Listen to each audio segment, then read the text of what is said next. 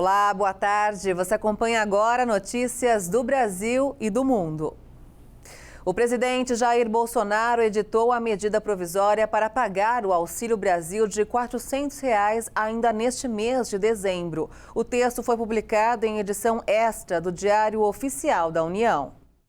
Para permitir um pagamento maior aos beneficiários do programa social que substitui o Bolsa Família, a medida provisória foi editada pelo governo. O texto, publicado no Diário Oficial da União, cria um benefício extraordinário para complementar o Auxílio Brasil, que deve ser pago em dezembro e atingir um mínimo de R$ 400. De acordo com o governo, o complemento deve ser pago junto com um calendário regular que já havia sido anunciado. Para pagar a complementação de forma oficial, o governo precisa de um espaço no orçamento, que só deve ser aberto com a promulgação da PEC dos precatórios. Se a PEC não for promulgada até janeiro, a medida editada já prevê que a complementação extraordinária seja prorrogada para evitar a interrupção dos pagamentos.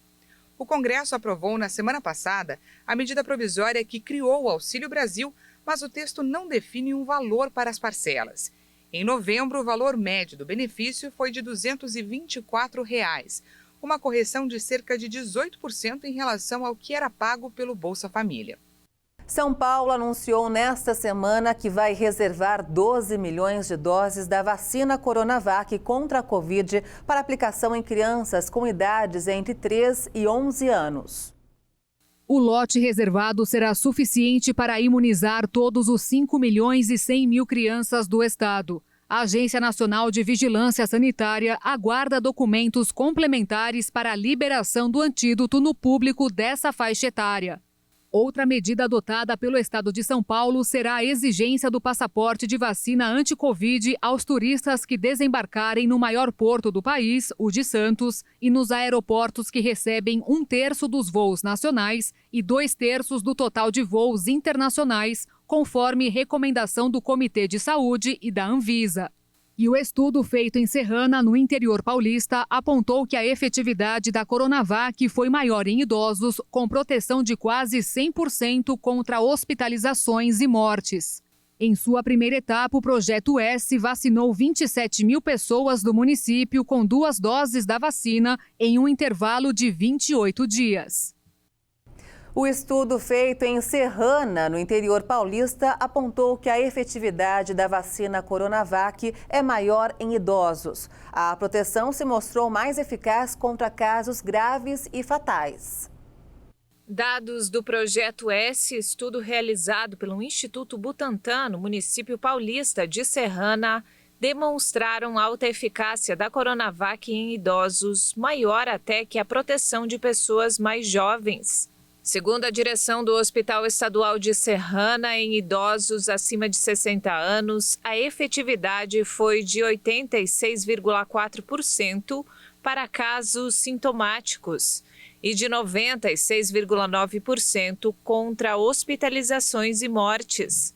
Já em relação às outras faixas etárias, a eficácia foi de 80,5% em casos sintomáticos e 95% contra hospitalizações e mortes em toda a população, incluindo os não vacinados.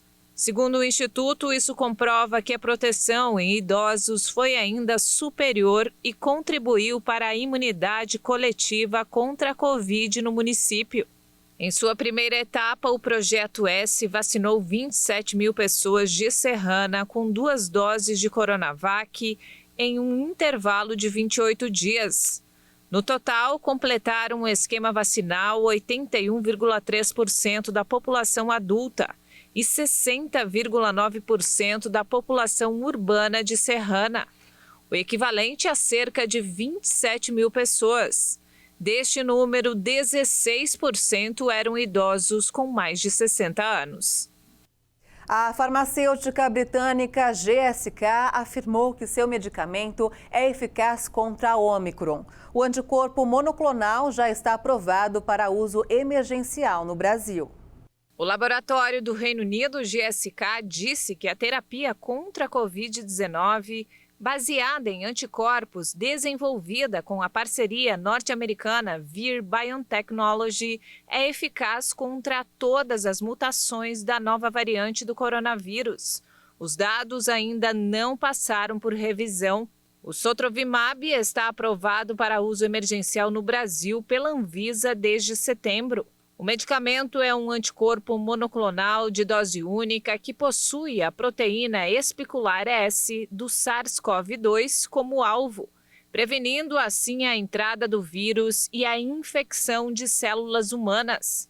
Na semana passada, outros dados pré-clínicos mostraram que o remédio funcionou bem contra a variante mais recente, a Omicron, além de todas as outras variantes preocupantes definidas até o momento pela Organização Mundial da Saúde. O seu uso é restrito a hospitais sob prescrição médica e sua venda é proibida ao comércio. O Sotrovimab não é recomendado para pacientes graves e ele não substitui as vacinas contra a Covid. A Pfizer-BioNTech anunciou que sua vacina é eficaz contra a variante Omicron do coronavírus depois de 3 doses. Em comunicado, a farmacêutica acrescentou que um imunizante adaptado para a prevenção da nova cepa vai estar disponível até março de 2022. A vacina da farmacêutica contra a Covid-19 é baseada no RNA mensageiro ou mRNA, que ajuda o organismo a gerar a imunidade contra o vírus SARS-CoV-2, causador da doença. Mas a empresa com sede em Nova York acrescentou que deseja finalizar uma vacina mais adequada no combate à nova cepa. O texto informou que um novo imunizante vai estar disponível até março de 2022. De acordo com estudos realizados pelos laboratórios, a variante Omicron pode não ser suficientemente neutralizada após a administração de 2 doses da vacina. As autoridades sanitárias europeias haviam informado na última terça-feira que uma dose de reforço da vacina contra a Covid-19, diferente da recebida nas primeiras injeções, pode provocar maior resposta imunológica em alguns casos. Os melhores resultados foram obtidos usando primeiro uma vacina de vetor viral, como a da AstraZeneca ou da Johnson & Johnson, seguida de uma injeção de um imunizante de RNA mensageiro, como os da Pfizer e da Moderna. A variante Omicron foi inicialmente detectada por pesquisadores da África do Sul em novembro. A cidade de Nova York terá vacinação obrigatória contra a Covid-19 para o setor privado. A medida foi anunciada nesta semana e vai afetar 184 mil empresas. O prefeito de Nova York, Bill de Blasio, anunciou que todos os funcionários do setor privado na cidade mais populosa dos Estados Unidos serão submetidos a uma vacinação obrigatória contra o coronavírus a partir de 27 de dezembro. É assim que colocamos a saúde e a segurança em primeiro lugar, garantindo que haja uma obrigatoriedade da vacina que alcance todos no setor privado. Muitas pessoas acreditam na vacinação, mas não sabem o que fazer. Bem, nós vamos fazer isso. O prefeito vai, desta maneira, mais longe do que o presidente Joe Biden, cuja ordem de vacinação obrigatória envolvia apenas os trabalhadores das empresas com mais de 100 funcionários. A medida deveria entrar em vigor em 4 de janeiro, mas está atualmente suspensa pela Justiça. A ordem de Bill de Blasio afeta quase 184 mil empresas e comércios. Além disso, também a partir do dia 27, os nova-iorquinos maiores de 12 anos terão que apresentar um comprovante de que receberam 2 doses da vacina para poderem entrar em lugares públicos como restaurantes e teatros. A presença da variante Omicron do coronavírus está confirmada em pelo menos 15 estados do país, entre eles o de Nova York. A cidade de Nova York, a maior dos Estados Unidos, foi particularmente afetada pela pandemia em 2020, com 34 mil mortes. Aqui no Brasil, o período entre 1º de março e 15 de novembro deste ano, 79,7% das pessoas que morreram por Covid não haviam recebido nenhuma dose das vacinas. Os dados foram divulgados pela plataforma InfoTracker da Universidade de São Paulo. Ainda segundo a pesquisa, 81,7% dos indivíduos internados com a doença neste período não estavam vacinados. De 306 mil pessoas que morreram entre os meses analisados, 32 mil haviam completado o ciclo vacinal, 29 mil haviam recebido apenas a primeira dose e 243 mil não haviam recebido sequer uma dose. O estudo ainda contabilizou 981 mil pessoas internadas com Covid-19 no período, sendo que 93 mil delas estavam vacinadas com as 2 doses. 85 mil estavam parcialmente vacinadas e 802 mil não receberam nenhuma das doses. Os dados divulgados pela plataforma mostraram que 8 a cada 10 brasileiros que morreram de Covid entre março e novembro deste ano pertenciam ao grupo dos não vacinados. Da mesma forma que 8 a cada 10 internados pela doença não haviam recebido nenhuma das doses do imunizante.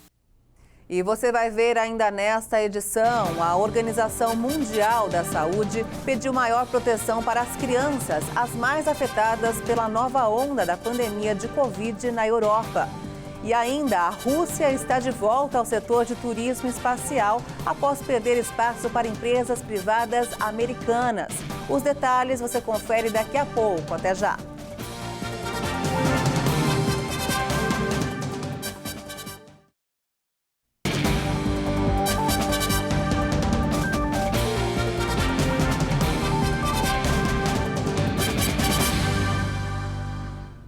O custo de vida por classe social na região metropolitana de São Paulo acumulou alta de 10,6% nos 12 meses até outubro, chegando ao patamar mais elevado desde fevereiro de 2016.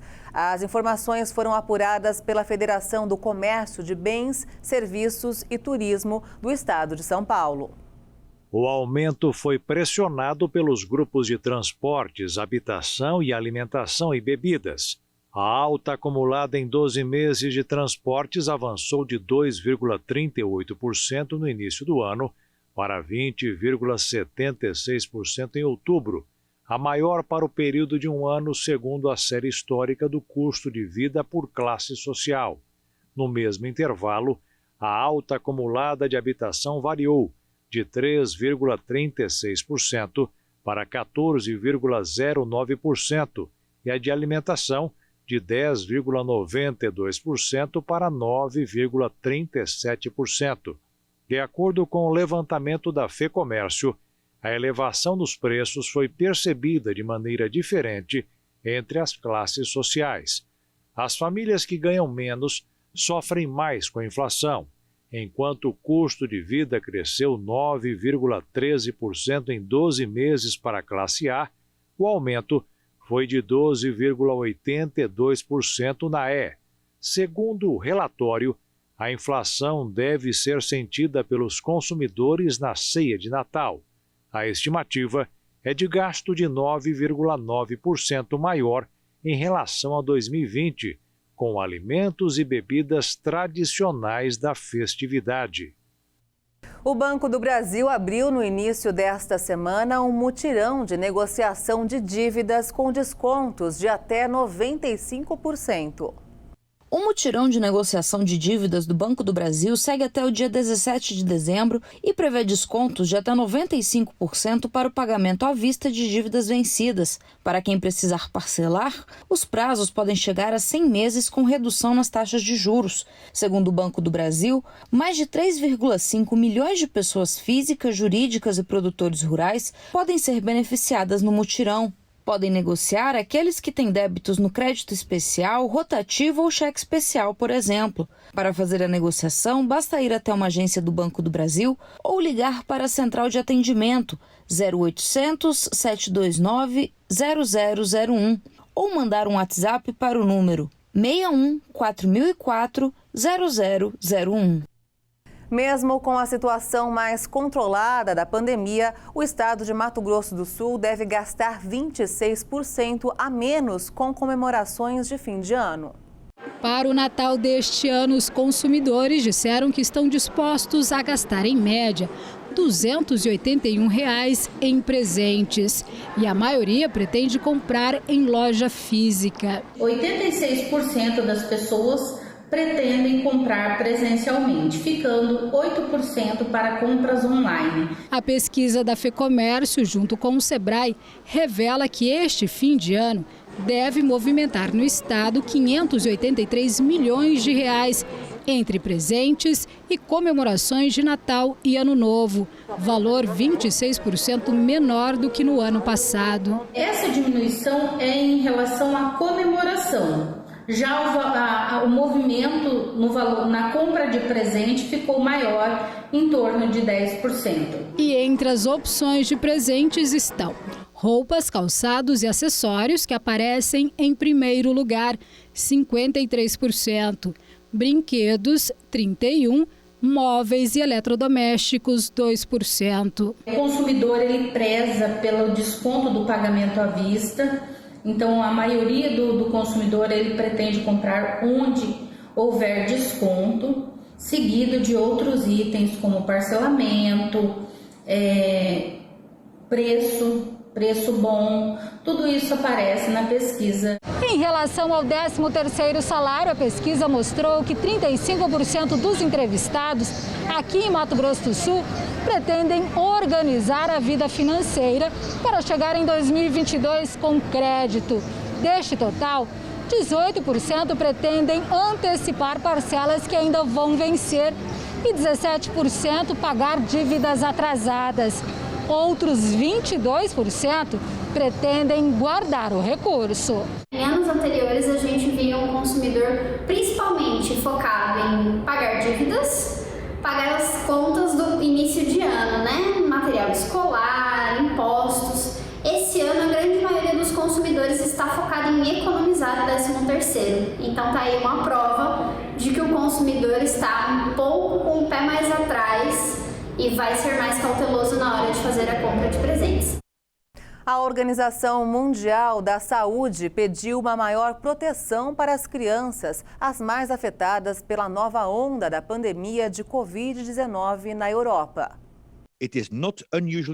Não é incomum hoje vermos uma incidência de 2 a 3 vezes maior entre crianças pequenas do que na média da população.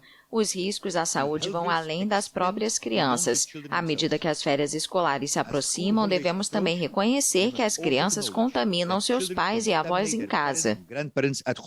De acordo com a OMS, os casos aumentam atualmente em todas as faixas etárias, com as taxas mais elevadas observadas entre 5 e 14 anos. Para evitar fechamentos de escolas e o ensino à distância, o Departamento Europeu da Organização recomenda o aumento dos testes de diagnóstico nos colégios e a análise da vacinação dos alunos, mas defende que a vacinação obrigatória deve ser o último recurso. Um estudo do Banco Mundial e de várias instituições internacionais alertou para o impacto da pandemia na educação e no futuro das crianças em todo o mundo.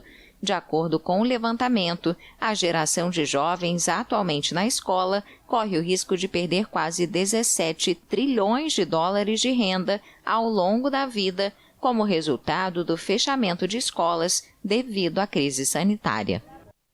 A agência France Press e a Google France anunciaram o lançamento de um programa de luta contra a desinformação. A parceria também prevê um programa de monitoramento e apoio às redações para a elaboração de checagens de informação. Batizado de Objective Desinfox, o projeto visa combater as chamadas fake news e tem como foco a eleição presidencial da França de abril e as legislativas de junho. Um anúncio foi feito nesta segunda-feira pelo presidente executivo da AFP, Fabrice Fries, na capital francesa. O programa de treinamento e colaboração destinado às redações na França vai se apoiar em uma aliança de veículos e de organizações de fact-checking interessadas no combate à desinformação. O conteúdo da AFP sobre fact-checking político será disponibilizado aos membros da aliança no site da agência e no canal do YouTube AFP Fact Check. Também está previsto um programa de monitoramento e apoio às redações para a elaboração de checagens de informação. O comunicado informou que a Google, gigante americana da internet, treinou mais de 450 mil jornalistas no mundo desde 2015. A AFP é a primeira rede de produção de checagens no mundo, com mais de 120 jornalistas que trabalham em 24 línguas em 85 países. Em novembro, Google e a AFP alcançaram um acordo sobre a remuneração durante 5 anos dos conteúdos da Agência Internacional de Notícias utilizados no motor de busca da Google na União Europeia. A Rússia está de volta ao setor de turismo espacial após perder espaço para empresas privadas americanas, como a SpaceX e a Blue Origin. A viagem saiu do cosmódromo de Baikonur, no Cazaquistão, com destino à Estação Espacial Internacional. Com isso, a Rússia está de volta ao turismo espacial. O bilionário japonês de 46 anos, Yusaku Maezawa, planeja realizar doações do espaço com a fortuna que fez no ramo da moda online. Junto a ele estão seu assistente Yozo Hirano e o cosmonauta Alexander Misurkin, que passarão 12 dias no local da estação. Durante a viagem, o magnata cumprirá uma lista de 100 desafios que ele mesmo criou, como cortar cabelo em condições de gravidade zero, jogar tênis de mesa ou mesmo procurar por sinais de vida extraterrestre. Algumas horas antes do lançamento da nave Soyuz, Maezawa chegou a publicar em seu perfil no Twitter uma mensagem: "Sonho realizado", em comemoração ao feito. De acordo com o empresário, essa não deverá ser a sua última viagem espacial. Ele planeja ir à Lua com a SpaceX do também bilionário Elon Musk no ano de 2023. E essa edição fica por aqui. Você acompanha outras informações durante a nossa programação. E se quiser rever as nossas reportagens, é só acessar o canal Hit Notícias no YouTube. Obrigada pela sua companhia e um ótimo sábado para você. Tchau!